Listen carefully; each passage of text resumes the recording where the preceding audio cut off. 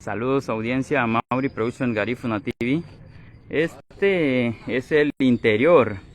Este es el interior de las instalaciones de Dicetur, ya que tuvo a cabo serios problemas ayer, como ustedes lo saben. Traté de sacar las imágenes desde temprano, pero tuvimos muchos problemas con el internet. No había sistema eléctrico, no tuvimos sistema eléctrico, problema con internet, y no pudimos sacar las imágenes desde tempranas horas para que ustedes estén informados. Vean esta ceniza, esta ceniza están calientes aún, están calientes estas cenizas, y pues deseamos mostrarle un par de imágenes. Pues hay cosas que nosotros por hecho no las podemos publicar, y bueno, algunos medios sí están autorizados para hacerlo. Alguien me pregunta sobre algo ahí, no puedo responder eso por ahora a Montúfar José. Yuri, buen día. Así que a las instalaciones, aún las cenizas, no sé si lo logran ver, ahí están las cenizas. Gracias por conectarse, compartan la transmisión, no estaremos mucho tiempo.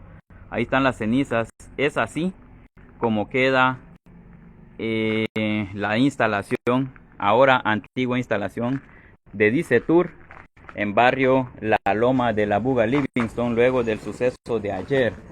Así que estas imágenes son clarísimas, son elocuentes para que ustedes puedan estar informados. Así queda esto, totalmente no se rescata nada, esto está incinerado en su totalidad. Los bloques que están acá y las maderas, esto ya no tendrán de mucha utilidad.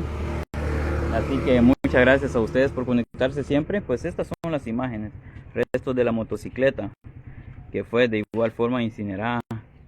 Ahí está, estas son las imágenes actuales de la instalación de Dicetur. Así que ahí está, ellos se dedican, Dicetur es una policía especializada, es una unidad especializada para resguardar al turismo específicamente, pero ayer sacaron la casta y lograron hacer otro tipo de maniobra, ¿verdad?, para poder contener este asunto. Así que ahí les dejamos las imágenes, algo corta.